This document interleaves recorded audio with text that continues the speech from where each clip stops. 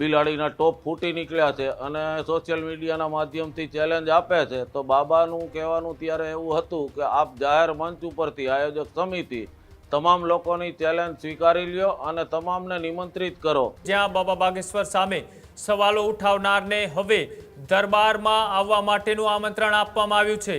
વિરોધીઓને લોક દરબારના આયોજક મંગેશ દેસાઈએ આપ્યું નિવેદન. વિજ્ઞાન જાથા છે તે પણ આનો વિરોધ કરી રહી છે. એટલે હવે બાબા બાગેશ્વર ધામ તરફથી આજે વિરોધ કરનાર તમામ લોકો છે તેઓને ત્યાં આવવા માટેનું આમંત્રણ આપવામાં આવ્યું છે. હજુ સુધી તમે અમારી ચેનલને સબસ્ક્રાઇબ નથી કરી તો અત્યારે જ ન્યૂઝરૂમ ગુજરાતને સબસ્ક્રાઇબ કરો. ફેસબુક અને ઇન્સ્ટાગ્રામ પર ફોલો કરો.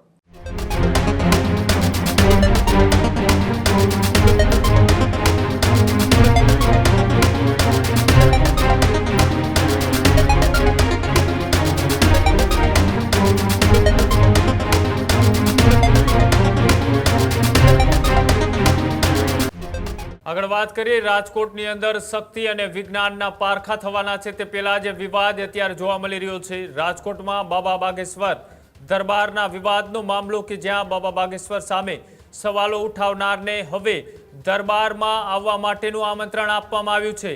ચેલેન્જ આપતા વિરોધીઓને બાબા બાગેશ્વરનું દરબારમાં આવવા માટેનું આમંત્રણ.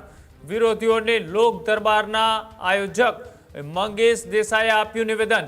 બાબા બાગેશ્વર ક્યાં તમે કહેતા નથી હું ચમત્કારી છું, આવી વાત મંગેશ દેસાઈએ કરી. જાદુગર પિયુષભાઈ ચેલેન્જ આપે છે તેને અમે સ્વીકારીએ છીએ. પિયુષભાઈ નામના પોસ્ટ કરનાર વ્યક્તિ એ લોક દરબારમાં રૂબરૂ આવે એવી વાત એ મંગેશ દેસાઈએ કરી છે.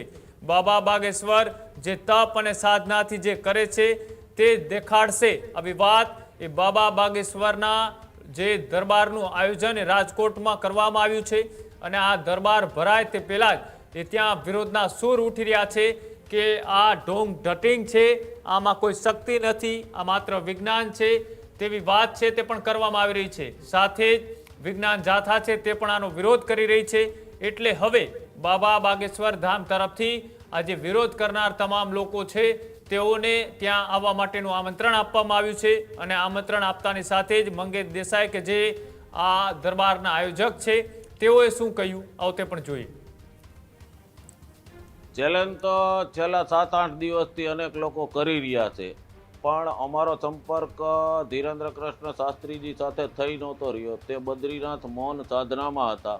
ત્યાંથી બહાર આવ્યા અને 3 દિવસ પહેલાં આયોજક સમિતિનો સંપર્ક થયો. બાબાને આખી વિગતો જણાવી છે. અનેક લોકો 2, 4, 5 બિલાડીના ટોપ ફૂટી નીકળ્યા છે અને સોશિયલ મીડિયાના માધ્યમથી ચેલેન્જ આપે છે. તો બાબાનું કહેવાનું ત્યારે એવું હતું કે આપ જાહેર મંચ ઉપરથી આયોજક સમિતિ તમામ લોકોની ચેલેન્જ સ્વીકારી લ્યો અને તમામને નિમંત્રિત કરો કે કથામાં 5, 6, 7 સાંજે 7 થી 11 સુધી આવે.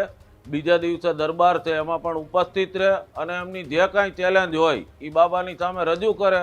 એમનો યોગ્ય પ્રત્યુત્તર ધીરેન્દ્ર કૃષ્ણ શાસ્ત્રીજી આપશે એવું બાબાના કહેવાથી 2 દિવસ પહેલાં જ મેં મીડિયાના માધ્યમથી જાહેર કરેલું છે કે જેમને પણ ચેલેન્જ આપવી હોય વાદ વિવાદ કરી મીડિયામાં ખોટા પ્રશ્ન રજૂ ન કરે, ત્યાંથી જવાબ નહીં મળે. આપ આવો, હનુમાનજીની કથાનું રસપાન કરો અને જ્યારે દરબાર લાગે ત્યારે બાબાની સમક્ષ આપનો પ્રશ્ન રજૂ કરો, ચોક્કસ નિરાકરણ થશે.